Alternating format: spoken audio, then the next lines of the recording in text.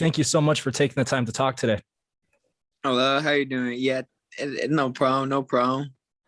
Um, we talked about 6 months ago, immediately after your last fight against Avery Sparrow. I know that there's been difficulties, Austin Delay pulling out of the fight at the last second. How did you get that news and how did you react to it initially? That fucking pussy, man. That's literally. I was pissed off. I was pissed off. Like I was really pissed off. I was very disappointed. I mean, you get a world title shot and you pull out, like that just makes you a bitch. Were you buying his rationale or his reasoning at all? Look, I'm gonna tell you like this. At the beginning of camp, I broke both my fucking ankles. Last week, I was in a fucking car accident that totaled my car completely. And I'm still fighting because I give two shits. As far that's incredible. I mean, were you seriously injured in the car accident at all, or any damage? I mean, you're gonna be sore. You're gonna be all sorts of things. You know, I mean, it doesn't matter. I mean, the car was totaled, so no doubt. And I just got that shit 2 months ago too, so I'm pissed off. What kind of car was it? A Subaru, an STI. Oh my gosh! I'm assuming was it the other guy's fault at least? No. It was the pool's fault. who put a pole? It was whoever was the idea was to put a pole right there's fault. I got you. Well, I'm glad you're doing okay though, despite the car getting totaled. That's not fun to hear. At least this fight didn't fall through. Was there fear that you might not be able to find a replacement this late? I mean, instantly when they told me it didn't fall through, they had a replacement for me. So I was like, all right, well, I mean, that's good. You know, I mean, I'm just used to like having people pull out on me, you know, so it doesn't alarm me like that, you know, like I mean, you can ask Leonard, Floyd, Al Heyman, Louis, you know, you can ask all my people, you know. I was the most difficult fighter for them to get fights for, you know, back in 2018, 2019, because everybody would just keep pulling out.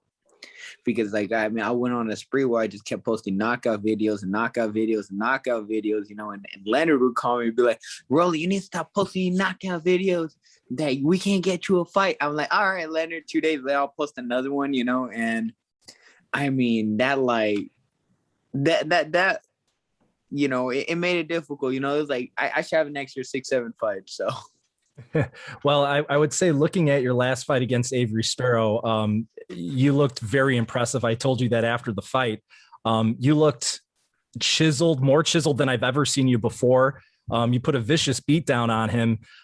Is that just your continuous improvement? Was there anything that you did different in that camp, or was that just the evolution of Rolly Romero? No, I didn't do anything different. It's just, I mean, you got to realize this. Like I said, I came to the sport at the age of 17, you know? So, I mean, I came at it late, so I didn't get all that extra amateur experience everybody else got and all that stuff, you know? Everything I learned on the job. I learned as a pro. So, I mean, that alone has made boxing a lot more, how I say it, has made it more difficult because I had to fight more elite fighters with less experience, you know? Well, and something that people have brought up is that with the substitute of Anthony Yigit, it actually kind of looks like you're getting a tougher fight now with a tougher fighter that's been a contender. It's a good thing that he's, you know, still a southpaw like Dulé was, but how hard is it to adjust to a new fighter regardless of whether or not they have the same stance? I don't know. I'm used to it. Like it's literally happened. I mean, it happened to him with Sparrow.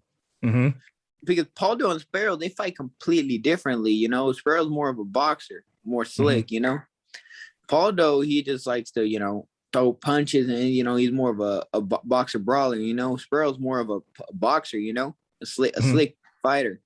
So, I mean, it's the exact same shit. And then Paldo pushed out too, like literally fucking on weigh-in day, you know. I mean, we gave him you know, he came in like 3 pounds over. I came in a pound under, and he came like 3 pounds over, right? Mm-hmm. And so we're trying to make the fight, and I'm like, oh, okay, we'll give him some time to make weight, right, to see if he loses anything. He comes back, gains a pound, and I was like, all right, fuck it, we'll make the fight at 140.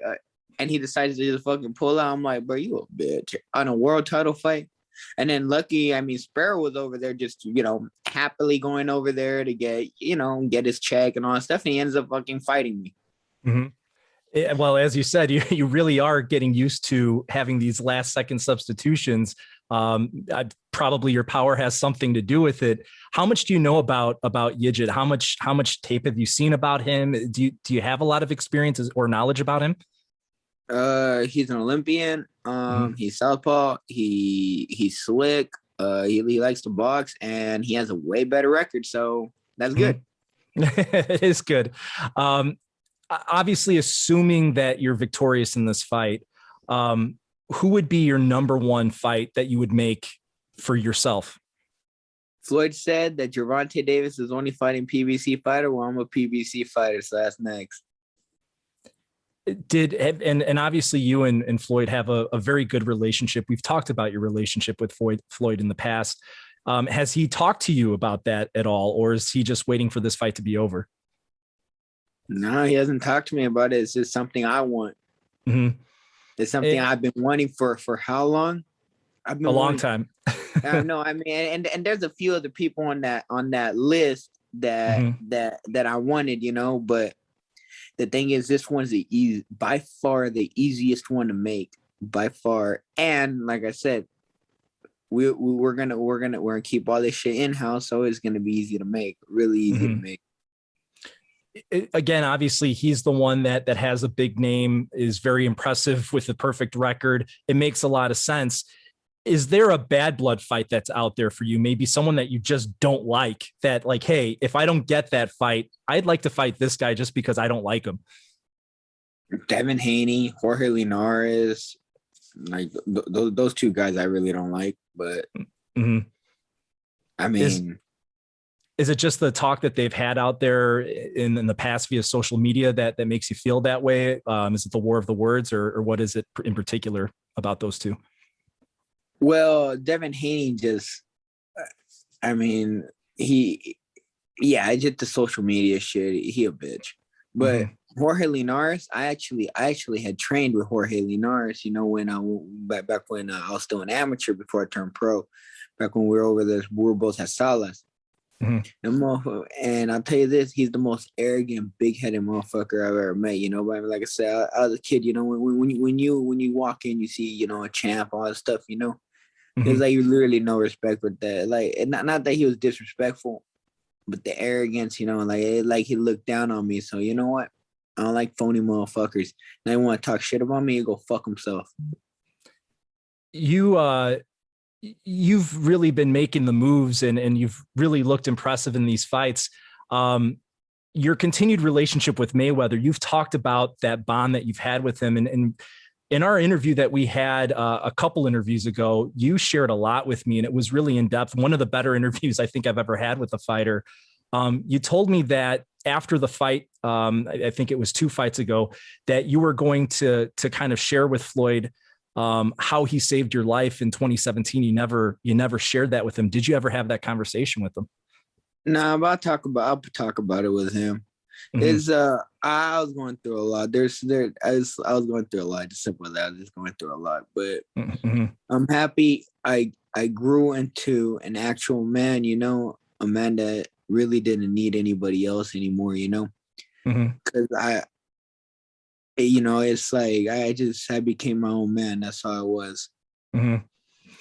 I just wrote a piece about the personal lives of fighters. Kind of Jojo Diaz was my inspiration for that, talking about some of the things that he's gone through in his personal life, and then how when those things get righted, his performance got a lot better.